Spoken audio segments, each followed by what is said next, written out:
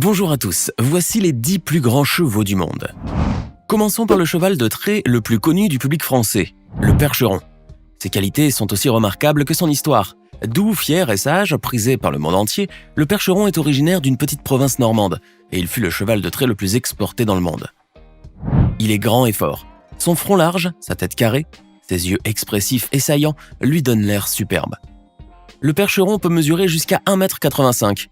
Sous sa robe blanche, grise ou noire, il a des membres fermes, longs et musculeux, et ses articulations sont puissantes.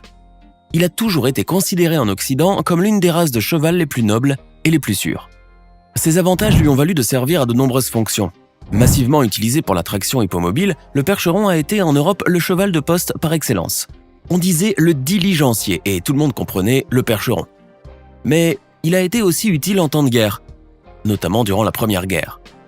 Ses pieds comportant peu de fanons, il se salissait très peu lorsque le terrain était boueux.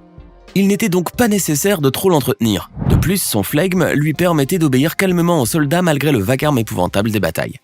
Durant la Seconde Guerre, malgré le développement des équipements de locomotion, il a quand même été fortement utilisé pour les transports civils et le travail des champs.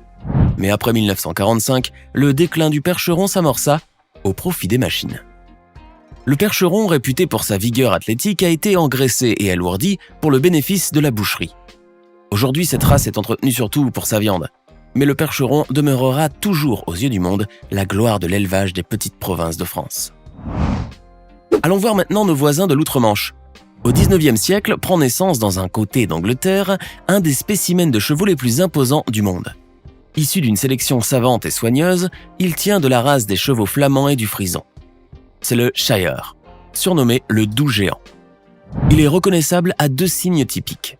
Ses larges sabots recouverts de fanons touffus et la marque blanche qui sillonne sa tête. C'est un cheval énorme qui peut atteindre 1,90 m de hauteur et peser jusqu'à 1200 kg. Sa tête mince, son profil recourbé, ses yeux doux, son caractère humble et patient, sa crinière longue et légèrement hirsute contribuent à lui donner l'apparence d'un vieux sage mélancolique. Il a été utilisé pour les travaux de débardage et d'agriculture du 19e à la moitié du 20e siècle. Et il s'est toujours montré laborieux et efficace.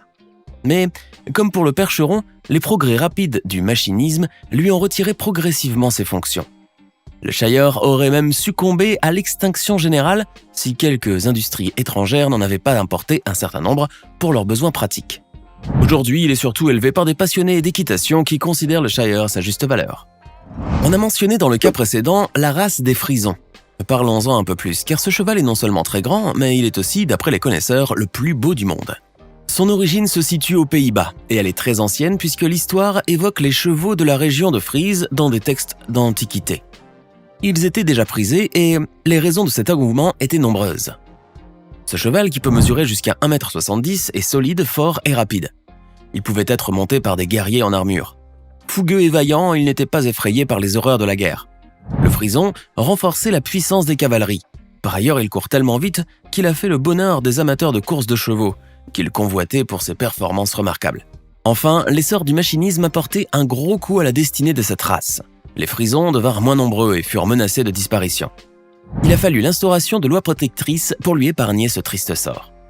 Le frison est aujourd'hui élevé pour les loisirs sportifs et aussi pour les productions artistiques. Il incarne la noblesse et la bravoure et sa beauté le fait désirer des producteurs cinématographiques. Poursuivons notre tournée européenne et évoquons maintenant celui qu'on surnomme le Grand Belge. Le bon Jacques Brel n'est pas le seul à jouir de ce glorieux surnom. Il y a aussi le Brabançon. Il s'agit d'un cheval de trait qui est né du croisement de plusieurs types de chevaux belges au début du 19e siècle. Pesant et massif, recouvert d'une belle robe de couleur alezane et de fanons noirs très abondants, le Grand Belge est l'un des chevaux les plus grands et les plus puissants du monde. Il fut très recherché pour ses capacités de traction et connut un certain succès dans plusieurs pays, notamment les États-Unis. Mais sa destinée n'est pas bien différente de celle des autres chevaux de trait. Plus les moyens techniques évoluaient et plus son utilisation devenait restreinte. Les éleveurs se passaient de plus en plus de lui. Désormais, et comme pour le percheron, il est élevé pour sa viande ou pour le divertissement des sports équestres. L'Organisation pour l'alimentation et l'agriculture désigne le cheval de trait belge comme une race menacée. La France a le percheron, le Royaume-Uni a le Clydesdale. D'origine écossaise, ce cheval est le fruit de l'union entre les races flamandes, les juments des régions écossaises, ainsi que les Shires, dont on a parlé plus tôt. Son existence est due aux besoins de plus en plus importants des mineurs écossais au XVIIIe siècle. Les chargements de charbon étaient considérables et il fallait des chevaux puissants pour opérer la traction des lourds véhicules. Mais les théories sur l'émergence des Clydesdale sont nombreuses et il est difficile de savoir laquelle est vraie parmi toutes. Ce qui est certain, c'est que cette race majestueuse a joui d'une grande considération dans les pays anglo-saxons. Le Clydesdale a par exemple beaucoup contribué à la construction des villes australiennes. Il fut bientôt exporté dans le monde entier avant de connaître un déclin graduel après la Seconde Guerre. Le Clydesdale mesure entre 1,60 m et 1,80 m et peut peser jusqu'à 1 tonne, ce qui le place parmi les chevaux domestiqués les plus imposants. Il y en a aujourd'hui quelques milliers dans le monde. Et maintenant, il est temps de découvrir le cheval de trait australien. Il s'agit d'une race composite formée de plusieurs races importées par les colons et les industriels, à savoir le Clydesdale et le Shire, mais aussi le Percheron et le Suffolk Punch. Ces chevaux, ainsi que leurs croisements, étaient censés remplacer les bœufs, qui jusqu'à la moitié du 19e siècle remplissaient seuls la tâche des tractions. Mais les bœufs sont lents et le temps, c'est de l'argent, surtout en période de ruée vers l'or. Le cheval de trait australien a ainsi vu le jour, mais les individus n'étaient pas en très grand nombre. C'est une race locale dont la population est faible. Mais il était très grand et à sa place dans notre exposé. Il pouvait mesurer jusqu'à 1,80 m de hauteur. Ce cheval océanique est capable de tous les labeurs et de tous les emplois. Il est endurant, perspicace, calme, docile. Aujourd'hui, il participe à des tournois de labour qui se déroulent en Australie et quelques petits fermiers ont encore recours à ses services. Ajoutons enfin qu'il n'y a aucune donnée publiée sur le niveau de menace qui pèse sur lui. Retournons en France pour vous présenter un des chevaux de trait les plus élégants du monde, le cheval boulonné. S'il est aussi apprécié, c'est que sa peau paraît être faite en marbre blanc. Elle est brillante et fine et les vaisseaux sanguins sont perceptibles en dessous. L'origine du boulonné est entourée de légendes et de contre-vérités. On le dit descendre de chevaux arabes dans l'Antiquité, d'autres soutiennent qu'il est issu des chevaux celtiques à l'époque des Gaulois. Il y a beaucoup de doutes à ce sujet. Quoi qu'il en soit, ce cheval était très apprécié et très utilisé par l'armée française et on dit même que c'était la race préférée de Napoléon Bonaparte. Le boulonné a principalement été élevé dans les Hauts-de-France. Il mesure entre 1,60 m et 1,80 m et il effectue toutes les tâches auxquelles peuvent être destinés les chevaux de trait solides et résistants. Mais l'établissement des chemins de fer et l'invention de machines agricoles ont nui à cette race qui comptait une grande population en France.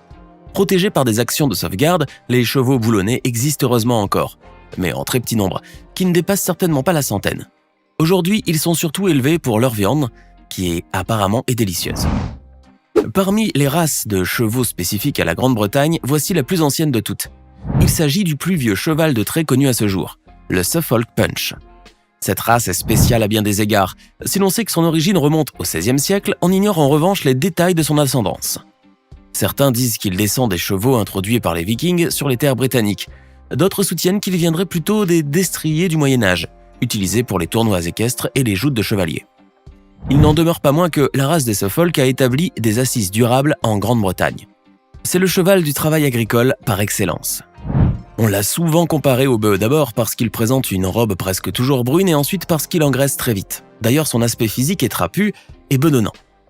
Ses sabots dépourvus de fanons sont trop petits par comparaison de son corps dense, puissant et massif. Malgré cela, sa hauteur peut atteindre 1,80 m et il a tout à fait sa place dans notre exposé équestre. Après la Seconde Guerre, ce cheval champêtre a failli disparaître.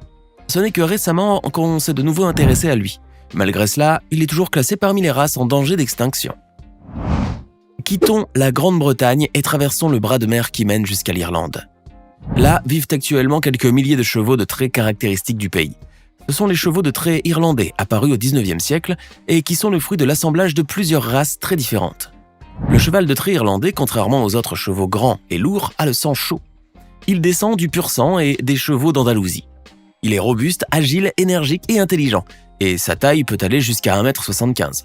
Il n'existe que depuis quelques siècles et pourtant il a beaucoup souffert et plusieurs fois il a failli disparaître complètement du sol natal. La grande famine irlandaise, au XIXe siècle, a réduit presque à rien le nombre de ses chevaux, et quand plus tard la situation commençait à s'améliorer, ils furent à nouveau décimés à cause de leur massive réquisition lors de la Première Guerre mondiale. Cependant, la race se releva de cette nouvelle calamité. Aujourd'hui, le cheval de trait irlandais est employé pour les divertissements équestres et tous les sports d'équitation. Il est apprécié par les cavaliers car il est leste et réactif. Évoquons maintenant un grand cheval disparu au siècle dernier et dont il n'existe que des peintures et des témoignages admiratifs. Il s'agit du Turcoman, un cheval de selle turque qui ressemblait un peu au lévrier. Ce cheval a impressionné tous ceux qui l'ont vu de près depuis l'Antiquité. Les guerriers et les aventuriers le recherchaient avec empressement dans toutes les terres orientales. Sa particularité, c'est que les connaisseurs et les artistes qui l'ont vu l'ont trouvé à la fois très beau et très laid. Il a, selon certains observateurs, une tête disgracieuse et un corps asymétrique. D'autres ont écrit dans le journal de voyage qu'ils n'ont jamais vu de cheval aussi beau dans tout l'Orient. Son extinction a une cause originale. Au XXe siècle, le gouvernement avait interdit aux habitants d'élever plus d'un cheval chacun. La population a obéi à contre-cœur à ce décret étrange et beaucoup d'éleveurs ont abandonné les turcomanes dans le désert. C'est là qu'ils périrent jusqu'au dernier. Voici maintenant le Hollandais trottant. La race des chevaux de trait néerlandaise est peu connue, parce qu'elle ne s'est pas diffusée en dehors des Pays-Bas. Pourtant, il s'agit de l'un des chevaux les plus grands et les plus musclés. Sa masse peut dépasser 1 tonne et il est haut de plus d'1,75 m. Le cheval de trait hollandais est issu du croisement de la race des chevaux des Ardennes et de celle du Grand Belge qu'on a pu voir plus tôt. Il est élevé dès le début du XXe siècle et les agriculteurs l'emploient pour les travaux de labour. C'est un cheval à sang-froid, flegmatique et assez rebelle. Dites-nous maintenant en commentaire laquelle de ces races de grands chevaux vous a le plus intéressé. Lequel voudriez-vous posséder ? N'oubliez pas de vous abonner et de cliquer ici pour regarder une autre de nos vidéos.